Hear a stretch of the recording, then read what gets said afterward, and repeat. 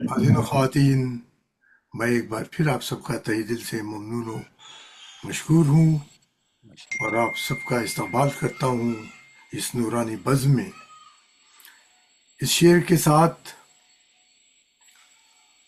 ہر ایک کام سے پہلے یہ ہم نے کام کیا، واہ کیا بات ہے، واہ واہ واہ، ہر واہ، ایک کام سے پہلے یہ کام یہ ہم نے کام نے کیا، کام کیا، خدا کی حمد سے پہلے نہ کچھ کلام کیا۔ سبحان سبحان اللہ، اللہ، کیا ماشاء اللہ کہنے ڈاکٹر ہیں، صاحب، بہت کیا خوب، بہت واہ، صاحب، سلامت شکریہ، رہے، سلامت بے رہے. شک شکریہ، بے واہ شک، واہ خوش واہ، رہیں۔ کام کیا تھا. شکریہ، محبت، مہربانی۔ اور میں اسی کے ساتھ بغیر کسی تاخیر کے اب نظامت کے لیے دعوت دے رہا ہوں محترم ڈاکٹر قمر عابدی صاحب کو کہ آج کی اس نورانی بزم کی نظامت کی پوری ذمہ داریاں ادا فرمائیں۔ ماشاء ماشاء بہت اللہ، ماشاء بہت اللہ. بہت سلام۔ شکریہ ڈاکٹر صاحب، اللہ، ماشاء اللہ، اللہ آپ کو سلامت رکھے. صحیح، آمین۔ السلام علیکم ورحمۃ اللہ. وعلیکم وعلیکم السلام السلام ورحمۃ اللہ وبرکاتہ. وعلیکم وبرکاتہ۔ السلام. السلام، اعوذ ماشاء اللہ. باللہ من الشیطان اللعین الرجیم. بسم اللہ الرحمن الرحیم. ربی زدنی علم. آج 11 مئی 2026 میں درس نمبر 51 میں آپ ماشاء سب اللہ، مومنین و مومنات کا خیر مقدم ہے. اور آج خاص بات یہ ہے کہ آج ہم پارا الف لام میم ختم ہوا۔ مکمل کریں گے انشاءاللہ. ماشاءاللہ، آخری رکوع رہے گا جن کی آیات 131 سے 141 رہیں گی. اور سورہ بقرہ ماشاءاللہ، اور شرف تلاوت محترم سید زوار عباس جعفری صاحب فرمائیں گے. ماشاء اللہ، اور اس بہترین نورانی درس کے بانی محترم عادل عباس نقوی صاحب اور ان کی معزز فیملی ہے. ماشاء اور ان کے مرحومین کے میں نام لیتا ہوں انشاءاللہ. ان سب کو اپنے ذہن میں رکھتے ہوئے ہم ایک سورہ فاتحہ سے ان تمام مرحومین کو ایصال کریں گے اپنا ثواب. خلد آشیانی، جنت مکانی سیدہ کنیز فاطمہ، سید علی حیدر، سید شبی حیدر، سیدہ شکیلہ خاتون، سید آفاق حسین، سید حسن عباس اور تمام دیگر مومنین اپنے اپنے مرحومین کو شامل فرمائیے. اور انشاءاللہ ان سب کے ارواح کے لیے ایک سورہ فاتحہ سے ہم شروعات کرتے ہیں. بسم اللہ الرحمن بسم اللہ الرحمن الرحیم، الحمد للہ رب العالمین، الرحمن الرحیم مالک یوم الدین، ایاک نعبد و ایاک نستعین، اهدنا الصراط المستقیم، صراط الذین انعمت علیہم غیر المغضوب علیہم ولا الضالین. بسم اللہ الرحمن الرحیم، قل هو الله احد، الله الصمد. بسم الله الرحمن الرحیم، قل هو الله احد، الله الصمد. بسم الله الرحمن الرحیم، اللهم صل على محمد وعلى آل محمد. اللہ اللهم سلامت صل رکھے آپ سب. على اللہم صلی علی محمد. اللهم صل على محمد وعلى محمد وعجل فرجهم. قبل اس کے سرکار اپنا درس شروع فرمائیں، میں گزارش کروں گا محترم سید زوار عباس جعفری صاحب سے کہ وہ تشریف لائیں اور تلاوت کلام پاک کا شرف حاصل فرمائیں سورہ بقرہ کی آیت نمبر 131 سے 141 انشاءاللہ. أعوذ بالله من الشيطان الرجيم. بسم الله الرحمن الرحيم. بسم الله. بسم اللہ. أعوذ بالله من الشيطان الرجيم. بسم الله الرحمن الرحيم. ومن يرغب عن ملة إبراهيم إلا من سفح نفسه ولقد استفيناه في الدنيا وإنه في الآخرة لمن الصالحين. إذ قال له ربه أسلم قال أسلمت لرب العالمين. جزاک اللہ. ووصى بها إبراهيم بنيه ويعقوب يا بني إن الله اصطفى لكم الدين فلا تموتن إلا وأنتم مسلمون. سبحان الله. أم كنتم شهداء إذ حضر يعقوب الموت إذ قال لبنيه ما تعبدون من بعده قالوا نعبد إلهك وإله آبائك إبراهيم وإسماعيل وإسحاق إلها واحدا ونحن له مسلمون माशाअल्लाह। تلك أمة قد خلت لها ما كسبت ولكم ما كسبتم ولا تسألون عما كانوا يعملون وقالوا كونوا هودا أو نصارى تهتدوا قل بل ملة إبراهيم حنيفا وما كان من المشركين قولوا آمنا بالله وما أنزل إلينا وما أنزل إلى إبراهيم وإسماعيل وإسحاق ويعقوب والأسباط وما أوتي موسى وعيسى وما أوتي النبيون من ربهم لا نفرق بين أحد منهم ونحن له مسلمون وإن آمنوا بمثل ما آمنتم به فقد اهتدوا وإن تولوا فإنما هم في شقاق فسيكفيكهم الله وهو السميع العليم صبغة الله ومن أحسن من الله صبغة ونحن له عابدون قل تحاجوننا في الله وهو ربنا وربكم ولنا أعمالنا ولكم أعمالكم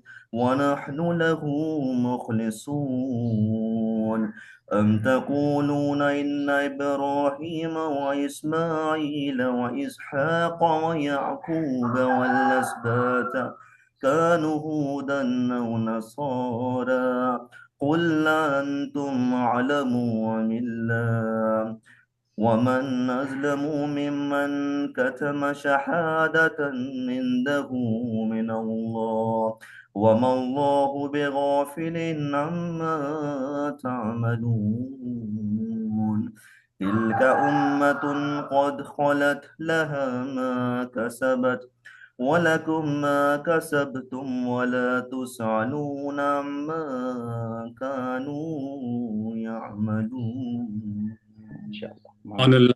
माशाअल्लाह। صدق الله العليم العظيم جزاكم الله جزاك माशा الله अल्लाह ما माशा شاء الله ما अल्लाह। شاء الله बहुत प्यारा पढ़ा है। तो جزاك الله बेहतरीन, جزاك الله बहुत आप सलामत एक जबरदस्त, दस बहुत माशा शुक्रिया अल्लाह बहुत शुक्रिया सुभान अल्लाह लहन सुभान अल्लाह दाऊदी माशा ओह अल्लाह, या आज अली के मदद अल्लाह बहुत अकबर अच्छा माशा सुभान अल्लाह सुभान मैं अल्लाह जजाकुम अल्लाह। अल्लाह अकबर सरकार अल्लाह हुज्जत अकबर इस्लाम सैयद रेहान हैदर जैदी साहब क़िबला से मुअद्दबाना गुजारिश करता हूँ कि वो अपना दर्स शुरू फरमाएं। आऊज़ु बिल्लाहि मिनश शैतानिर रजीम, बिस्मिल्लाहिर रहमानिर रहीम, अल्हम्दुलिल्लाहि रब्बिल आलमीन, वस्सल्लल्लाहु अला मुहम्मद व आलिहि त्वाहिरीन, अल्लाहुम्मा अज्जिल वलियकल फरज, बिस्मिल्लाहिर रहमानिर रहीम, अल्लाहुम्मा कुल्ल वलियकल हुज्जत इब्नुल हसन सल्लवातुका अलैहि व अला आबाइहि फी हादिहि स्साअति व फी कुल्लि साअह वलिय्यन व हाफ़िज़न व क़ाइदन व नासिरा व दलीलन व ऐना हत्ता तुस्किनहु अर्दका तौआ व तुमत्तिअहु फ़ीहा तवीला बिरहमतिका या अरहमर राहिमीन। अल्लाहुम्मा सल्लि अला اللهم صل मुहम्मद على व आलि كل محمد मुहम्मद। وعلى آل محمد محمد अल्लाह की बारगाह में दुआ करता हूँ मोहतरम जनाब आदिल नकवी साहब और उनकी फैमिली जो बानी दर्स हैं, आज के दर्स का जो भी कुरान मजीद की तिलावत का, तफसीर का, फातिहा का सवाब तूने मुअय्यन मुक़द्दर फरमाया है,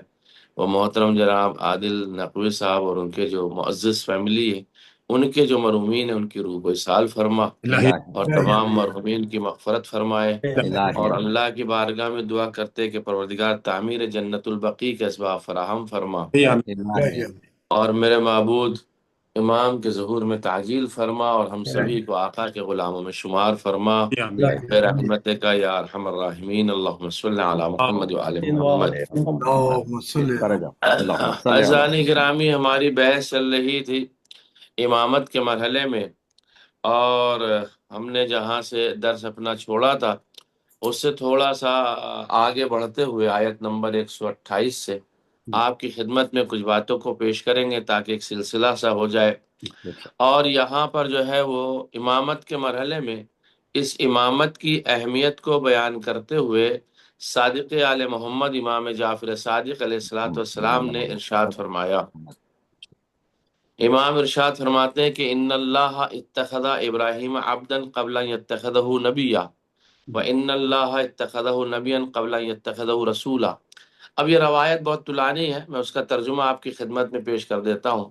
خداوند عالم نے نبی بنانے سے قبل ابراہیم کو عبد قرار دیا، اس سے پہلے کہ اللہ انہیں نبی بناتا پہلے عبد شمار کیا کہ یہ میرا بندہ ہے، اور اللہ نے حضرت ابراہیم کو رسول بنانے سے پہلے نبی قرار دیا، یعنی عبد پھر نبی، اور انہیں خلیل بنانے سے قبل اپنی رسالت کے لیے منتخب کیا، تو تیسرے مرحلے میں اپنی رسالت عطا فرمائی، اور اس سے پہلے کہ امام بناتا انہیں اپنا خلیل بنایا، بہترین دوست بنایا۔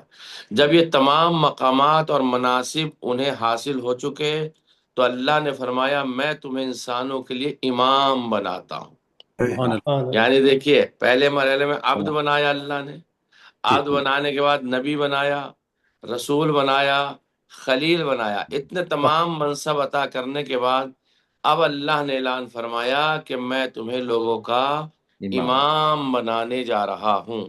یعنی منصب امامت تک پہنچنے کے لیے تمام مراحل سے گزرنا پڑے گا، یا پھر ایسے صفات ہو امام کے اندر جو ان مراحل سے بھی اعلیٰ و رفع ہوں تاکہ ڈائریکٹ ان کی اعلان امامت کر دیا جائے۔ اور جیسا کہ تاریخ نے لکھا بھی ہے، اہل بیت علیہ الصلوۃ والسلام اس اعمال سے گزرنے کے بعد، اس آزمائش سے گزرنے کے بعد امامت کا اعلان خداوند عالم نے امیر المؤمنین کی امامت کا اعلان ڈائریکٹ کیا ہے، اور کسی شے کو کوئی وسیلہ قرار نہیں فرمایا، اور اس لیے امامت کو اللہ نے مرحلے تکوینی میں رکھا تھا۔ اس کا مطلب یہ ہوا کہ ہم نے بنا دیا، تم مانو یا مت مانو ہماری طرف سے امام ہے، یہ مرحلے تکوینی میں ہوا تھا۔ اسی لیے ذانی گرامی نبوت، رسالت اور امامت میں فرق کیا ہے؟ مقام نبوت کا مطلب یہ ہوتا کہ یعنی خدا کی طرف سے وحی حاصل کرنا ہے، لہذا نبی وہ ہے جس پر وحی نازل ہو جائے، اسے نبی کہتے ہیں، اور جو کچھ وحی کے ذریعے معلوم ہو اگر لوگ چاہیں تو انہیں بتا دے۔ مرحلے نبوت میں یہ ہے کہ وحی آ گئی اللہ کی جانب سے، نبی بن گئے، اب اگر لوگ کچھ پوچھیں گے تو نبی جو ہیں وہ خبر دے دیں گے، بنا دیں گے اور بتا دیں گے۔ لیکن مقام رسالت کیا ہے؟ یعنی مقام ابلاغ وحی، تبلیغ و نشر احکام الہی اور تعلیم و آگاہی سے نفوس کی تربیت کرنا، یعنی صرف خبر دینا رسالت کا کام نہیں ہے، بلکہ رسالت کا کام ہے کہ اس وحی کو پہنچائے، رسالت کا کام ہے تبلیغ کرے، رسالت کا کام ہے احکام الہی کو نشر کرے، رسالت کا کام ہے کہ تعلیم اور آگاہی سے لوگوں کے نفوس کو مربی بنائے۔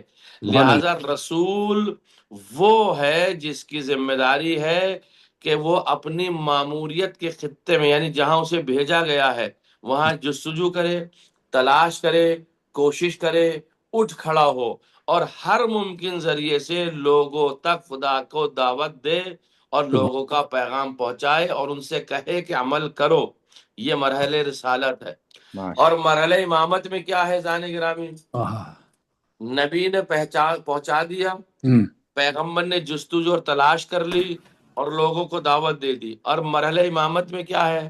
یعنی رہبری اور پیشوائی اور امور مخلوق کی باغ دوڑ سنبھالنا، سبحان اللہ، یعنی قیادت کرنا، رہبری کرنا، امور مخلوق کی باغ دوڑ سنبھالنا، یہی تو یعنی اب آپ امامت سے باہر نہیں جا سکتے، واہ واہ، آپ امامت ہی کی رہبری میں رہیں گے، جی آپ امامت ہی کی قائدانہ زندگی میں رہیں گے، آپ امامت ہی کی مخلوق بن کے رہیں گے۔ مخلوق میں معنی یہ کہ جو رعایا ہوتی ہے اسی میں آپ کو رہنا، تاکہ اللہ کی مخلوق پر صحیح طریقے سے حکومت کر سکیں۔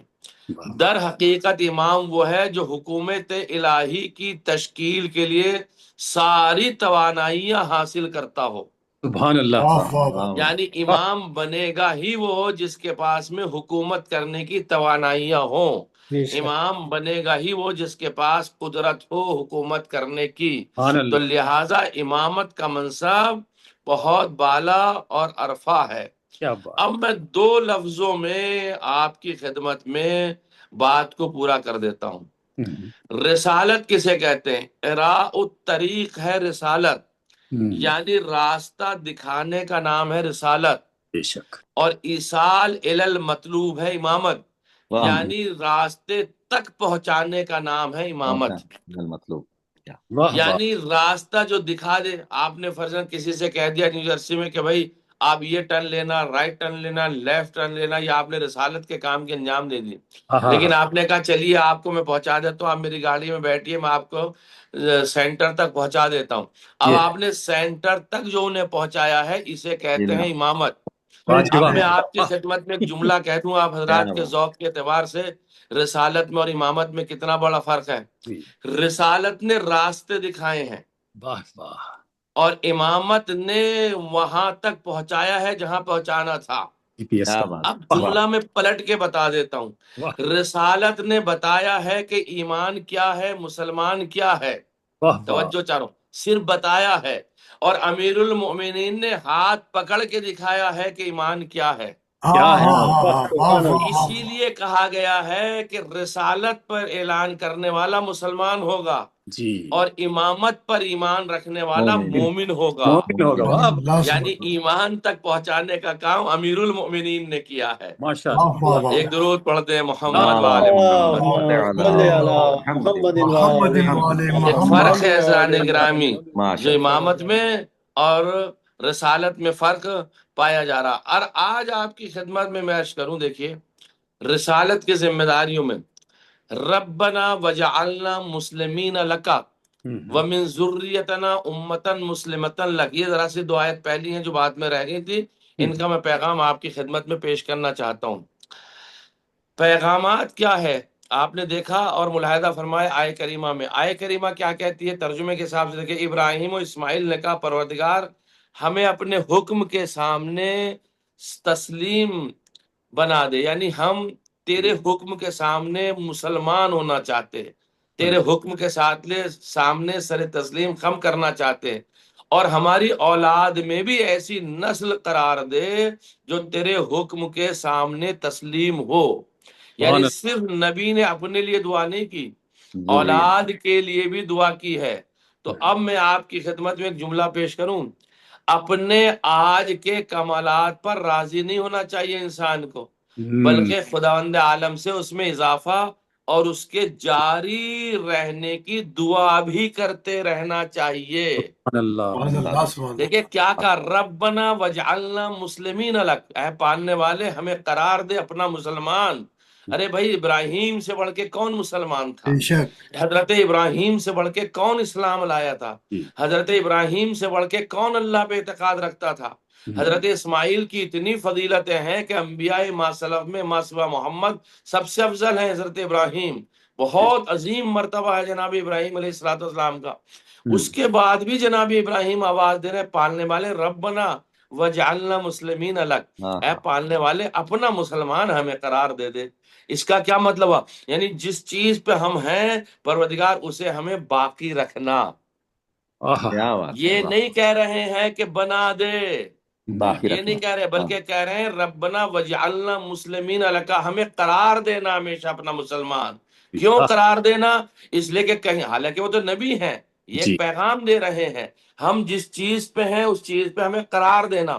یہیں سے ایک مسئلہ اور واضح ہو جاتا، یہ جو ہم روزانہ کہتے ہیں نا اہدنا الصراط المستقیم، پروردگار ہمیں سیدھا راستہ دکھا، سیدھا راستہ دکھا، تو یہ سیدھا راستہ دکھانے کی بات نہیں ہے، ہائے ہائے ہمیں سیدھے راستے پہ باقی رکھ، واہ اس لیے کہ سیدھا واہ راستہ تو ہم عالم ارواح میں دیکھ چکے ہیں، واہ واہ واہ ہماری واہ کوشش یہ ہے اب ہمیں باقی رکھنا، بے باقی شک رکھنا، باقی رکھنا۔ سبحان اللہ جس سبحان طرح جب ابراہیم ایک دعا کر سکتے ہیں کہ تو اپنا مسلمان بنا لے، باوجود ہے کہ وہ تو مسلمان ہیں، وہ تو ایک امت ہیں، وہ تو ایک نبی ہیں، وہ تو ایک رسول ہیں، وہ تو ایک خلیل ہیں، وہ تو ایک امام ہیں، جب وہ دعا کر سکتے ہیں تو ہم یہ دعا نہیں کر سکتے پروردگار ہمیں صراط مستقیم پہ باقی رکھ؟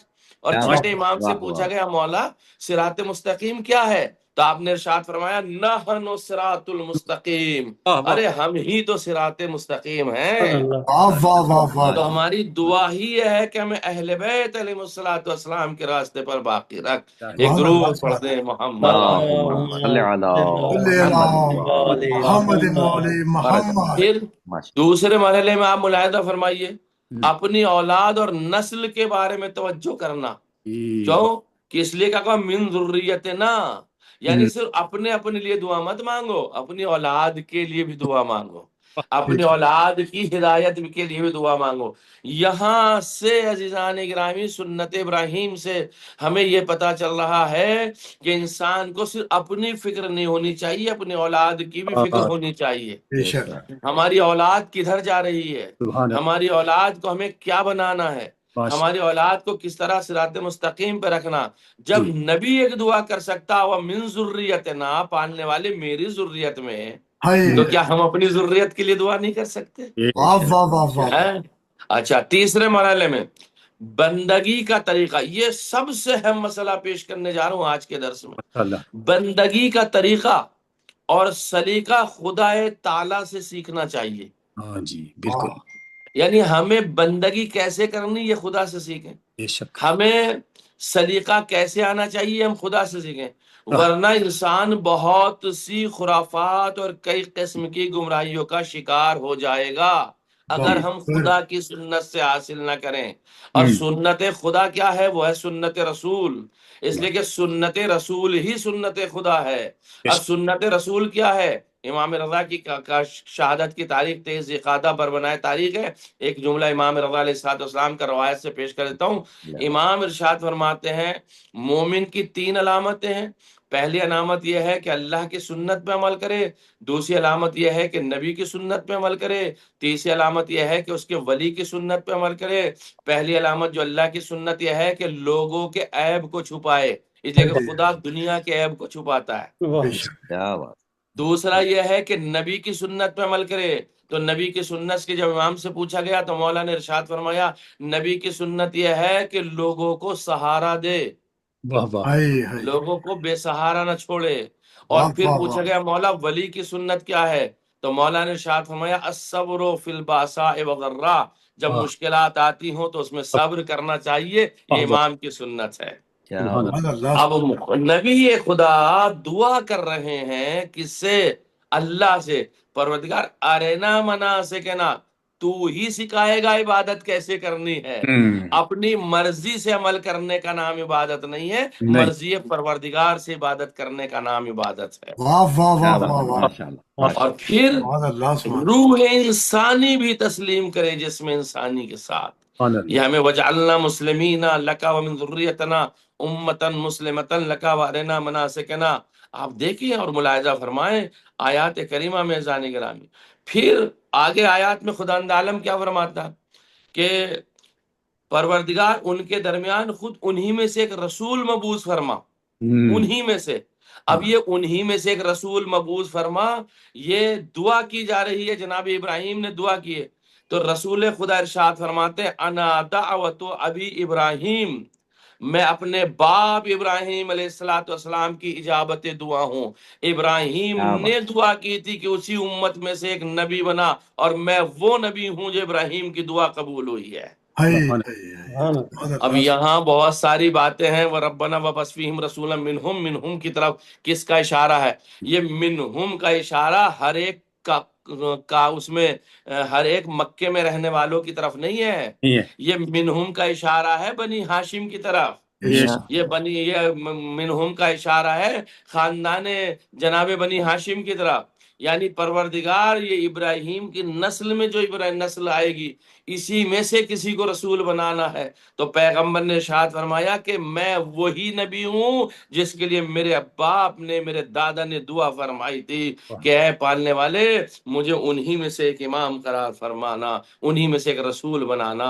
ایک درود پڑھ دیں محمد والے محمد۔ اللهم صل على محمد محمد حضرت ابراہیم علیہ سبحان الصلوۃ اللہ والسلام سبحان وہ اللہ باعظمت پیغمبر ہے بے جو شک جو اپنی منطقی مدلل گفتگو میں کافر مخالفین کو مبہوت اور لاچار کرتے تھے۔ اس لیے کہ جناب ابراہیم ایک پیغام اور دینا چاہتے، جب کبھی بھی گفتگو کرو تو دلیلوں کے ساتھ کرو، ہواؤں میں گفتگو مت کرو۔ ہاں جب کبھی بھی گفتگو کرو تو مدلل دلیلیں دو، اس لیے کہ جناب ابراہیم نے دلیلیں دی ہیں، اور دلیلوں کے لیے جناب ابراہیم علیہ الصلوۃ والسلام کے لیے آیا فَبُہِتَ الَّذِي کفر، یہ بھی آگے چل کے آئے گا سورہ بقرہ میں 298 آیت میں کہ فَبُہِتَ الَّذِي کفر، جب ابراہیم نے دلیلوں پہ دلیل دی ہے تو کفر مبہوت ہو گیا، یعنی کفر کے پاس کوئی دلیل ہی نہیں تھی۔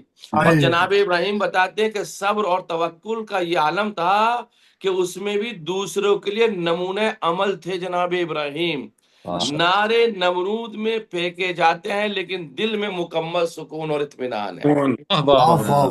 یہ جناب ابراہیم کا جگر تھا، یہ جناب ابراہیم علیہ الصلوۃ والسلام کا جگر تھا کہ نعرے نمرود کی طرف لے جائے جا رہے ہیں، لیکن بتا دیا نہیں، صبر کا دامن نہیں چھوڑنا۔ اور سخاوت کے مقام پر اتنا تنومند اور چاک چوبند بچڑے کو ذبح کر کے آپ نے مہمانوں کو کباب بنا کر کھلا دیے، کوئی بات نہیں، میں راہ خدا میں سب کچھ قربان کر دوں گا۔ اب آپ ملاحظہ فرمائیے جناب ابراہیم کو جنہیں رسالت ملی، جناب ابراہیم کو جنہیں نبوت ملی، جناب ابراہیم کو جنہیں عبدیت ملی، جناب ابراہیم کو جنہیں خلت ملی، جناب ابراہیم کو جنہیں امامت ملی، کتنے مراحل طے فرمائے ہیں آپ نے، سمجھ رہے ہیں آپ؟ اب آپ اگر مقایسہ کریں گے اماموں سے جناب ابراہیم علیہ الصلوۃ والسلام کا، سمجھ رہے ہیں آپ، تو آپ اس سے اندازہ لگائیے کہ امامت کے درجے میں اور نبوت کے درجے میں کتنا بڑا فرق ہے۔ جناب ابراہیم نے دعا کی تھی پروردگار مجھے اپنے اسلام پر باقی رکھنا، اور امیر المؤمنین آواز دیتے ہیں اگر میرے سامنے سے لو کشف الغطاء لمزدت یقینا، اگر آسمان کے پردے بھی میرے سامنے سے ہٹا دو تو میرے یقین میں اضافہ نہ ہوگا، یعنی میں مکمل یقین ہوں علی ابن ابی طالب، مکمل ایمان ہے علی ابن ابی طالب علیہ الصلوۃ والسلام۔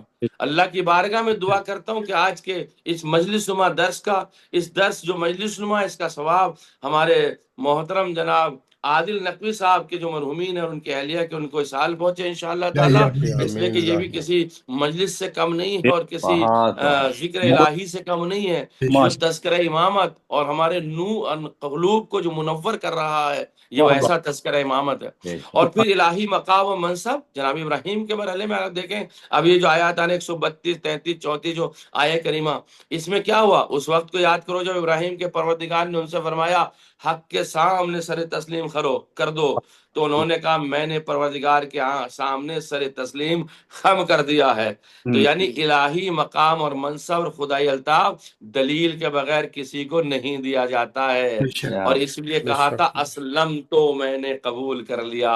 اور پھر اس کے بعد حضرت ابراہیم کا تذکرہ کہتے ہوئے ہمیں اپنی نسل کے صحیح عقیدے اور ایمان کی بھی فکر ہونی چاہیے، یہ جناب ابراہیم کا پیغام ہے۔ پھر دوسرا راستہ حق کا راستہ وہی اسلام کا راستہ ہے، اور خدا تعالیٰ کے سامنے تسلیم ہونا چاہیے ہر مرد مومن کو۔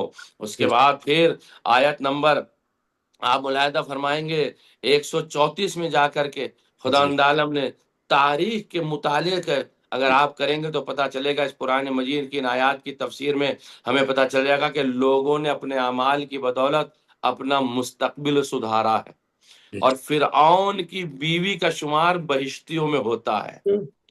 اعمال کی بنیاد پر تو ہوا یہ اعمال، بھائی دیکھیے اگر اعمال کی بنیاد پر نہ ہوتا تو فرعون کی بیوی مومنہ کیسے ہو جاتی؟ جی بے شک اعمال کی بنیاد پر کرنا ہوتا تو لوط کی بیوی بدعمالی کی وجہ سے جہنم میں کیسے جاتی؟ بے شک جی بے شک سبحان یہ اللہ اعمال کی سبحان بنیاد پر ہے۔ تو عقیدوں کے ساتھ ساتھ اعمال بھی محکم و مضبوط کرنے ہیں، اعمال کے ساتھ ساتھ عقیدے بھی محکم و مضبوط کرنے ہیں۔ کیوں؟ خدا عقیدوں کو بھی دیکھتا ہے، خدا اعمال کو بھی دیکھتا ہے، بے اور شک پھر ہر شخص کا مستقبل اس کے اپنے اعمال سے وابستہ ہے۔ ہر فرد اور معاشرے کے اعمال کا نتیجہ خود اسی کے لیے ہے۔ ولا تسألون اما کانوا یعملون بتا رہا ہے۔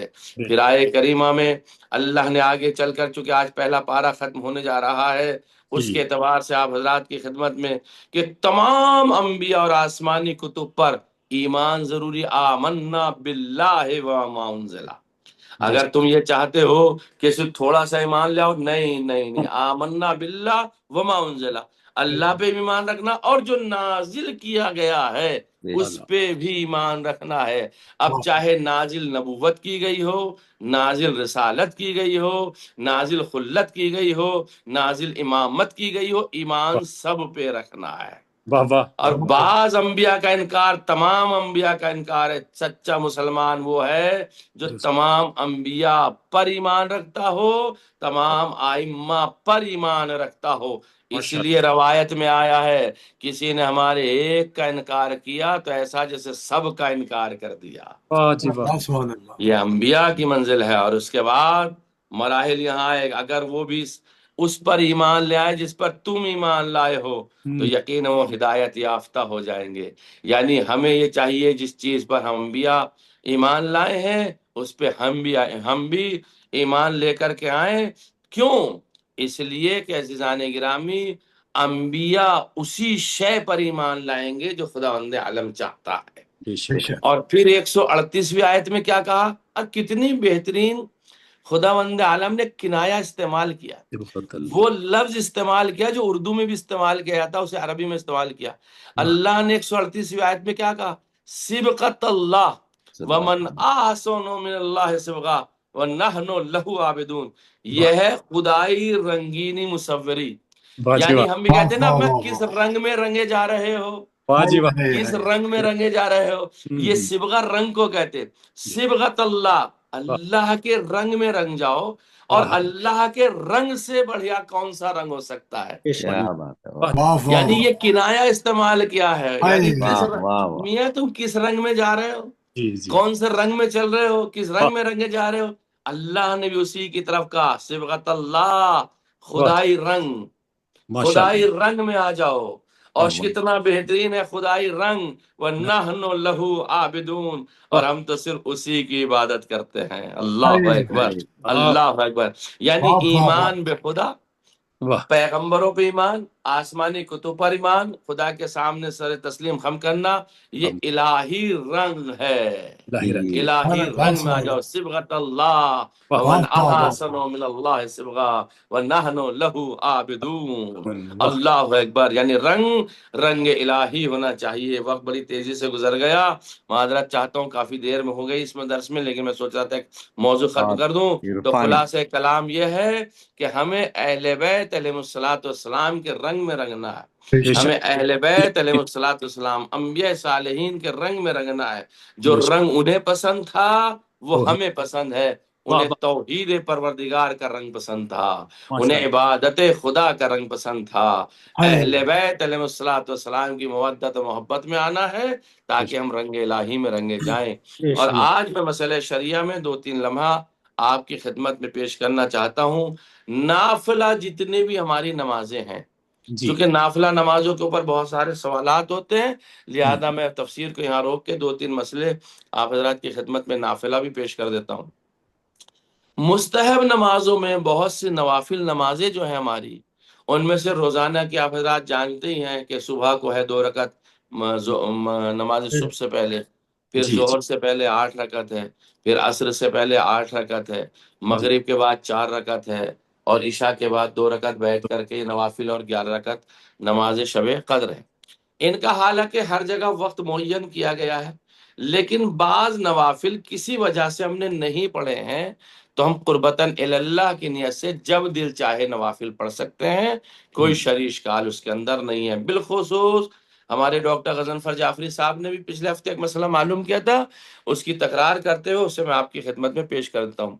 نماز شب کی 11 رکعتوں میں سے 8 رکعتیں اور نافلہ شب کی نیت سے اور 2 رکعت نماز شفا کی نیت سے اور 1 رکعت نماز وتر کی نیت سے ہمیں پڑھنی چاہیے۔ اور نافلہ شب کا مکمل طریقہ آپ حضرات جانتے ہیں کہ 2 طریقوں میں پڑھنا، 2 رکعت میں پڑھنا چاہیے۔ اب یہ جو نفل نمازیں حالت اختیار میں بھی بیٹھ کر پڑھی جا سکتی ہیں، مثال کے طور پہ وقت کم ہے، 11 رکعت پڑھنی ہے، 10 منٹ رہ گئے، تو جب بیٹھ کے پڑھیں گے تو وقت کم لگے گا، تو ہم بیٹھ کے پڑھ سکتے ہیں۔ اور 2 رکعتوں کو 1 رکعت سمجھا جائے یہ صحیح نہیں ہے، بلکہ جو بیٹھ کے نماز 2 رکعت پڑھ رہے ہیں وہ 2 ہی شمار ہوں گی، وہ 1 رکعت نماز شمار ہماری نہیں ہوگی۔ یہ صرف نماز احتیاط میں ہے، وہ بحث جب نماز احتیاط کی آئے گی تو میں تفصیل سے آپ حضرات کی خدمت بتاؤں گا۔ اب ظہر کی نوافل کا وقت جو ہے وہ اول ظہر سے لے کر کے جب ظہر کا وقت ہو جائے ہم نوافل پڑھ لیں، اس کے بعد جو ہے نماز ظہر پڑھ لیں۔ اسی طریقے سے مغرب کی نوافل آپ حضرات جانتے ہیں مغرب کے بعد میں ہے، عصر کی نوافل جو ہے وہ عصر سے پہلے ہے، عشاء کی نوافل جو ہے عشاء کے بعد میں ہے، اور نماز شب جو ہے تو نماز شب کا اول وقت مشہور قول جو ہے بربنائے آدھی رات سے ہے۔ میں یہیں اس مسئلے پہ ختم کرنے گا۔ نماز شب کا اول وقت جو آپ ارشاد فرماتے ہیں مشہور قول کی بنا پر آدھی رات ہے، یعنی آدھی رات جب ہو جائے تو ہمیں نماز شب پڑھنی چاہیے۔ یہ اگرچہ احوط بہتر ہے، لیکن بعید نہیں ہے یہ بات بھی کہ اس کا وقت رات کی ابتدا سے ہی شروع ہو جائے، یعنی یہ بات بھی ہے کہ ہم جیسے شب لگ گئی مغربین کے بعد بھی نماز شب پڑھ سکتے ہیں، اور اذان صبح تک باقی نماز شب کا وقت رہتا ہے۔ اور بہتر یہ ہے کہ صبح کی اذان کے قریب نماز شب پڑھی جائے، یہ سب سے بہتر ٹائم ہمارے پاس میں ہے۔ اگر کوئی شخص اس وقت بیدار ہو جب صبح طلوع ہو رہی ہو تو وہ ادا اور قضا کی نیت کے بغیر نماز شب ادا کر سکتا ہے، بس قربتاً اللہ۔ کس وقت؟ جب صبح طلوع ہو رہی ہو، یعنی صبح کا وقت ہو رہا ہے، اور چاہے کوئی بندہ نماز شب پڑھوں اور وقت نہیں ملتا اول وقت میں پڑھنے کا تو بس پڑھے نماز شب پڑھتا ہوں قربتاً اللہ، نہ فرض کی نیت ہے نہ اس کی حضوری کی نیت ہے، بس رجعان پڑھ لے گا تو اللہ کتنا کریم ہے کہ خداوند عالم ہماری اس نماز کو قبول فرمائے گا انشاءاللہ۔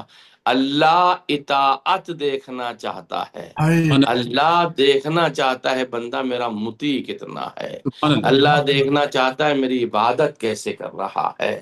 یہ وقت تو مصلحتوں کی بنیاد پہ ہے، ورنہ 24 گھنٹے اگر بندہ اللہ کی اطاعت میں رہے گا اور کوئی گناہ نہ کرے گا تو یہ بھی عبادت میں شمار کیا جائے گا، یہ بھی عبادت میں شمار کیا جائے گا۔ اللہ کی بارگاہ میں دعا کرتا ہوں پروردگار ہمیں زیادہ سے زیادہ فہم قرآن، ادراک قرآن، تفسیر قرآن اور مسائل شرعیہ کو حاصل کرنے کی توفیق عطا فرمائے برحمتک یا ارحم الراحمین۔ اللہم صلی علی محمد وعلی محمد۔ ایک بار اور سورہ فاتحہ میری جانب سے محترم جناب عادل نقوی صاحب ان کی فیملی کے جو مرحومین ہیں، آپ سبھی کے مرحومین، ملت شہدائے جعفریہ جو ہیں سبھی کی روح کو پڑھ کر کے سال فرمائیں۔ بسم اللہ الرحمن الرحیم، الحمد للہ رب العالمین الرحمن الرحیم صراط الذین انعمت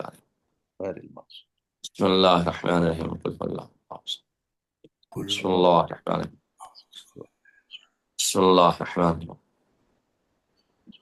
قل هو اللہ اللہ اللہم صل علی محمد پروردگار سب کی مغفرت فرما۔ آمین۔ کوئی سوال ہو تو بسم اللہ، اگر میرے ذہن میں ہوگا تو۔ جی حضور، ایک سوال ہے جی ہمارے بسم اللہ۔ گروپ کی کچھ لیڈیز کا سوال ہے کہ جی اگر کوئی شخص جی اپنے بیٹی کی شادی کے لیے جہیز جمع کر رہا ہے جی اور کچھ پیسے جمع کر رہا ہے شادی کے خرچوں کے لیے، جی تو کیا ان پر خمس دینا واجب ہوگا؟ جی بس یہ سوال ہے. دیکھیے دو چیزیں الگ الگ ہیں حضور. اگر پیسے جمع کر رہا ہے اور تاریخ خمس کی آ گئی ہے تو خمس ہے. لیکن اگر جہیز کا سامان لے لیا ہے اور اپنی شان کے مطابق، شان سے زیادہ نہیں، جو اس کی ایک شان ہے، چونکہ ہر آدمی کی ایک کیپیسٹی ہے، اس کے اعتبار سے سامان لے لیا ہے، زیور لے لیا ہے، تو پھر ان پہ خمس نہیں ہے. اچھا، جی بہت بہتر. جی تو مطلب آپ کا خیال ہے کہ جو پیسے جمع کر رہا ہے وہ شادی کے لیے بچی کے اس پہ خمس ہے، اس سے خمس ہوگا. کیونکہ اب اس نے خریدا نہیں ہے.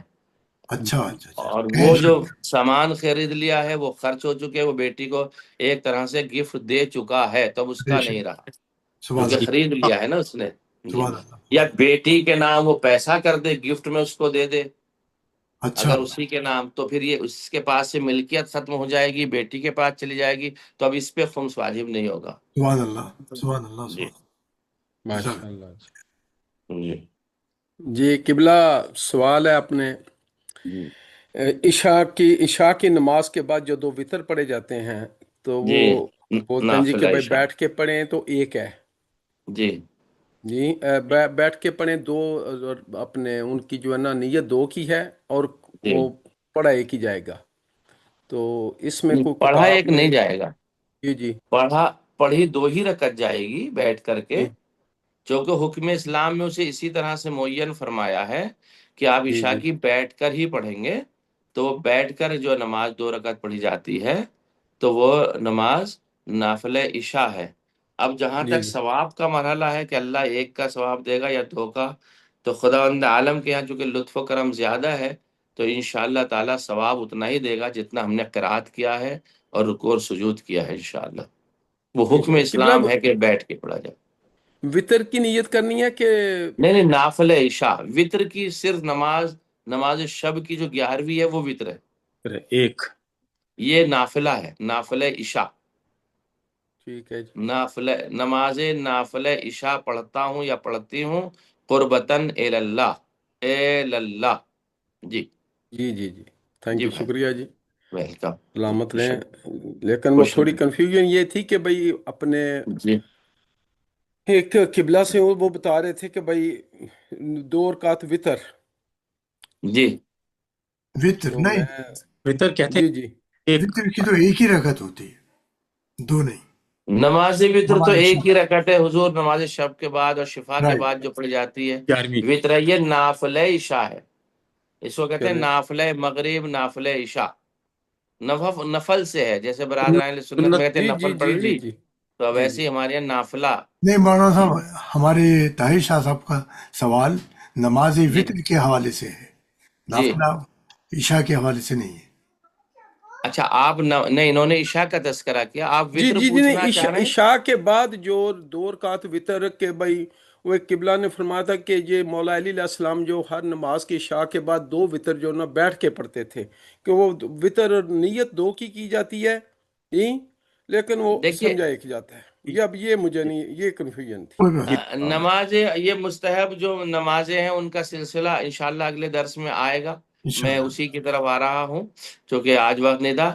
لیکن نماز عشاء کے بعد جو ہے ایک رکعت نماز دو رکعت نماز نافلہ ہے، جس کا ایک رکعت کا ثواب بتاتے ہیں علماء کرام، جو لکھتے ہیں کہ وہ ایک رکعت جی کا ثواب اس میں انشاءاللہ تعالی ملے گا، لیکن اس کا نام وطر نہیں ہے، نماز نافلہ ہے. اچھا، نماز وطر جو ہے وہ نماز شب کے بعد پڑھی جاتی ہے، ایک جی رکعت جو جی ہے. جی جی جی اب ہو سکتا ہے امیر المؤمنین کوئی اور نماز پڑھتے ہوں نافلہ کے بعد، جس کا کوئی نماز وطر ہو یا کوئی نماز نافلہ ہو، وہ میرے ذہن میں نہیں ہے، نہ میں نے کہیں اس کو دیکھا ہے کہ مولا امیر المؤمنین جو ہے کوئی اور نماز پڑھتے ہیں. ہو سکتا ہے قبلہ نے کہیں، میں ان کو رد نہیں کر رہا، ہو سکتا ہے قبلہ نے کہیں اور مولا امیر المؤمنین کی کوئی نماز ایسی دیکھی ہو جو امیر المؤمنین بیٹھ کے پڑھتے ہوں، لیکن یہ والی نماز جو ہے وہ نافلہ ہے عشاء کے بعد. معذرت قبلہ، میں کوئی بحث نہیں ہے، میں جناب نہیں نہیں، نہیں نہیں نہیں، بھائی کی اچھی معذرت، بات میں ہے. میں بھی صرف یہ کہ نہیں، ابھی میں معذرت تو کی یوٹیوب پہ کوئی نا، بات نہیں. میں نے معذرت کی دوپہر کو طاہر بھی، بھائی کوئی میں نے بات معذرت نہیں صرف ہے. نہیں. اپنی تسلی کے لیے بے یوٹیوب پہ شک. جی نا ایک، پیش ہے، یوٹیوب پہ حق ہے دیکھا آپ کہ کا. مولانا صاحب کے اور بھائی شیعہ جو نا رکعت کتنی رکعت ہوتی ہیں، تو وہ بتا رہے تھے کہ بھائی 4، 2 صبح، 2 سنت، 2 فرض، 8 ظہر، 8 عصر، 7 مغرب، اور جی عشاء کی 4 اور 2 وطر، وہ بھی یہ بتا رہے تھے کہ بھئی 2 وطر اور اس کا جناب اللہ گنا 1 جائے گا۔ میں جناب پکا ہو گیا، میں نے کہا ٹھیک ہے۔ میں آپ کو ایک تفصیل سے بتا دیتا ہوں۔ ہم جی صبح سے شروع کرتے ہیں۔ جی 2 رکعت نماز صبح کی ہے، ٹھیک ہے جی، جی جی اور 8 رکعت ظہر کی ہے، 8 رکعت جو ہے وہ عصر کی ہے، جی، اور بے شک 4 بے شک، رکعت جو ہے مغرب کی ہے، جی اور جی 2 رکعت جو ہے عشاء کی بیٹھ کر کے ہے، اور 11 رکعت نماز جو ہے وہ نماز شب ہے وطر کے جی جی ساتھ۔ تو یہ ہماری نمازیں ہیں جو ہمیں مستحب نمازیں پڑھنی ہیں، اور 17 رکعت نماز واجب ہے بس۔ اس کے علاوہ جو ہے وہ نافلہ کی نمازیں جو نمازوں سے متعلق ہیں وہ نہیں ہے۔ اور نوافل بہت ہیں، یوں مثلا 1 تاریخ کی نماز ہے، مستحب نمازیں ہیں، والدین کی نمازیں ہیں، یہ نمازیں، وہ ایک الگ بحث ہے۔ لیکن جو نماز سے متعلق جو 17 رکعت کے جو نوافل ہیں، جی جی جی تو وہ میں نے جو آپ کی خدمت میں پیش کیے، اور باوجود ہے کہ 11 رکعت نماز شب، اس کے علاوہ نمازوں سے نوافل نہیں ہے، دوسرے نوافل بھلے سے بہت سارے پائے جاتے ہیں، اسے ہم چلے نافل مہربانی، عشاء کہتے ہیں طاہر بھائی۔ بہت شکریہ نواز قبلہ، ویلکم جی، خوش مولا آمد، سلامت رکھے آپ کو جی، شکریہ انشاءاللہ۔ آپ کا طاہر بھائی۔ اور کوئی مسئلہ ہے کسی مومن کا؟ اللہ کی بارگاہ میں دعا کرتے، پروردگار ہم سے اس خدمت کو قبول فرما، الہی اور آمین محمد جی، و آل محمد کے صدقے میں امام سے ہم سبھی کو راضی فرما، آمین اور امام انشاءاللہ خداوند عالم امام بھی ہم سے راضی رہیں، یہ بھی دعا میں کرنی چاہیے انشاءاللہ خداوند عالم کے صدقے میں کہ امام علیہ السلام ہم سبھی سے راضی رہیں، اور اللہ پروردگار اسی طرح ہم دعا کرتے ہیں کہ خداوند عالم بھی ہم سے راضی رہے۔ آل آمین محمد کے صدقے میں جو مریض ہیں شفا عطا فرما، الہی پروردگار جو قرض دار ہیں ان کو ان کے قرض سے سبکدوش فرما، بے رحمت کا یا ارحم الراحمین۔ والسلام علیکم ورحمۃ اللہ وبرکاتہ۔ بہت بہت شکریہ سرکار آپ کا، آپ کے زحمات کا، ماشاءاللہ بہت ہی بتا بھاری بیان تھا آج کا، جزاک ماشاءاللہ بہت جی، ماشاءاللہ نئی بے نئی شک، معلومات حاصل ہوئے بے تمام شک، جزاک مومنین و مومنات کو، بے شک۔ اور دعا جزاک یہی ہے کہ اللہ ہمیں ہمیشہ قرآن کے نور سے الہ وابستہ رکھے رہے، الہی الہ آمین اور عمل کرنے کی سعادت اور توفیق عطا فرمائے، الہ بحق آمین، معصومین علیہ آمین۔ السلام۔ بہت مہربانی آپ مولا سب سلامت۔ حضرات حاضرین کا میں مشکور ہوں، اور اردو فاؤنڈیشن آپ سب حضرات کا مشکور ہے۔ انشاءاللہ آئندہ پیر کو پھر ملاقات ہوگی انشاءاللہ اجازت دیجیے، شب بسم اللہ بخیر، جی، بہت بہت شکریہ۔ الہی آمین جناب، اللہ حافظ جی، بسم السلام اللہ۔ ورحمۃ اللہ وعلیکم السلام، اللہ حافظ، شکریہ، خدا حافظ، اللہ مہربانی۔ ڈاکٹر صاحب ماشاءاللہ مولانا صاحب نے بہت اچھا رہانہ یہ زبردست، بے اچھا شک، یقیناً کیا، اور ماشاءاللہ قمرادی نہیں، صاحب اور ماشاء آپ اللہ، ڈاکٹر بڑا احمد جعفری صاحب، آپ کا سب کا شکر گزار ہوں میں تہہ دل سے۔ ہمت افزائی، ماشاءاللہ سب کو مولا سلامت رکھیں، میں خوش آپ رہیں، خاص سب الہی امین، دعائیں میرے ساتھ ہیں، خاص طور پہ مولانا صاحب کا کہ اتنی دور سے بے شک، ہم ان سے بیٹھے ہوئے باتیں کر رہے ہیں، اس میں دور میں آ گئے ہیں۔ بے شک، ماشاءاللہ ہمارے سامنے مولا سب کو سلامت رکھے، میری طرف سے الہی سب امین، کا بہت بہت شکریہ۔ ہاں، تھینک یو بھی ڈاکٹر مشہور ہے آپ کے، تھینک یو، نہیں آج تھینک تک، یو، اوکے، اللہ حافظ۔ اللہ حافظ، اللہ حافظ۔